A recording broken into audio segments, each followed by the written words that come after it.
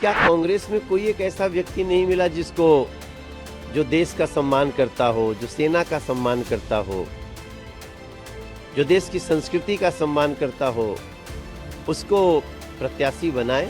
जो भी आएगा हमारे क्षेत्र में तो 14,600 करोड़ का काम तो देखेगा ही। ये बात तो उनके ऊपर भी लागू होता है। बहुत सारे ऐसे लोग हैं जो कांग्रेस पार्टी में चुनाव हार गए थे और अभी जो है पलक पावरे बिछा करके जो है रेड कारपेट बिछा करके उनका भाजपा में स्वागत किया जा रहा है। हम यही कहते हैं कि आपकी बात में ना एक सच्चाई होनी चाहिए, एक ईमानदारी होना चाहिए, आप न्यायपूर्ण बात करें। आप ऐसी बात, प्रधानमंत्री हो या भाजपा के कोई भी नेता हो, आज उनके पास कोई एजेंडा नहीं है। वो ये बताने में सक्षम नहीं है कि 10 साल में उन्होंने देश के लिए क्या किया है, दिल्ली के लिए उन्होंने क्या किया है। सबसे पहले तो डॉक्टर बाबा साहब भीमराव अंबेडकर जी की जयंती के मौके पे मैं नागपुर में था, महाराष्ट्र में था, और उस वक्त खबर आई कि कांग्रेस पार्टी ने मुझे दिल्ली से प्रत्याशी बनाया है। तो मैं दिल्ली की जनता का आभार व्यक्त करना चाहता हूं, उनको कोटि कोटि धन्यवाद देना चाहता हूं। मैं आभार व्यक्त करना चाहता हूं दिल्ली प्रदेश कांग्रेस कमेटी के हमारे सभी कार्यकर्ताओं का, सभी नेताओं का, सभी पूर्व विधायकों का, सांसदों का, मंत्रियों का, कि उन्होंने ये फैसला लिया है। इससे एक जो है मैसेज जाएगा देश में कि हम मजबूती से जो है लोकसभा चुनाव लड़ रहे हैं। और इसी मौके पे हम धन्यवाद देना चाहते हैं हमारे कांग्रेस पार्टी के शीर्ष नेतृत्व का कि उन्होंने मुझे योग्य समझा है। दिल्ली की जो देश की राजधानी है वहां से प्रत्याशी के तौर पे खड़ा करने का फैसला उन्होंने लिया है, उम्मीदवार बनाने का। निश्चित तौर पे जो है हम उनकी उम्मीदों पर खरा उतरने की कोशिश करेंगे।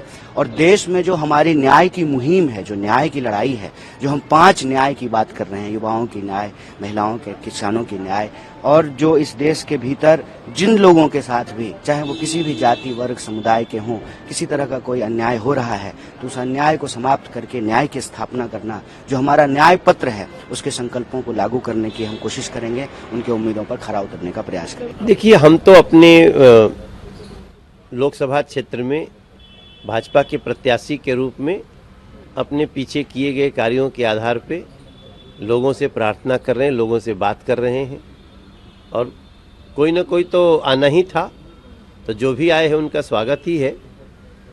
लेकिन कांग्रेस की सोच ये जरूर लोगों को अचंभित कर दी है कि क्या कांग्रेस में कोई एक ऐसा व्यक्ति नहीं मिला जिसको जो देश का सम्मान करता हो, जो सेना का सम्मान करता हो, जो देश की संस्कृति का सम्मान करता हो, उसको प्रत्याशी बनाए।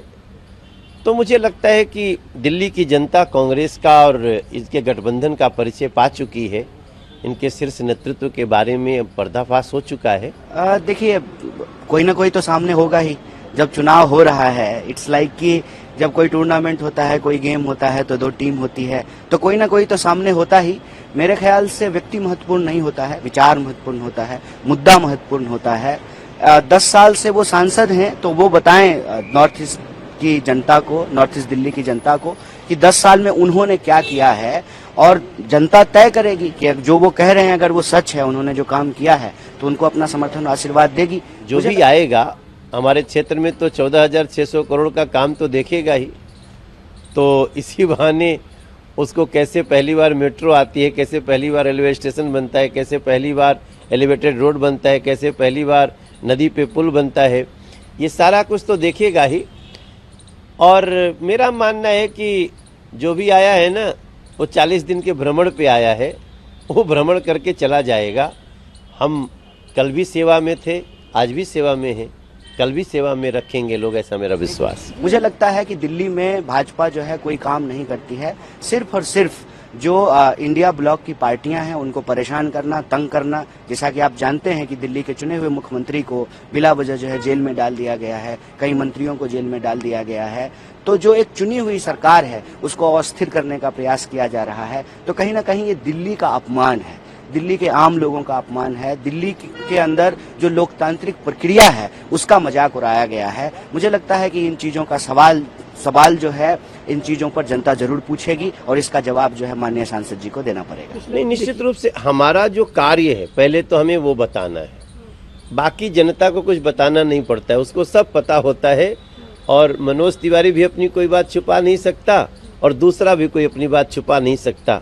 बात निकली है तो दूर तलक जाएगी। 100% प्रधानमंत्री जी तो बहुत दूर की देख लेते हैं, तो जो कांग्रेस ने अपनी सोच दर्शाई है वो अब दिल्ली वासी भी समझने लगे। देखिए, कानून अपना काम कर रहा है, हमें न्याय व्यवस्था पे भरोसा है।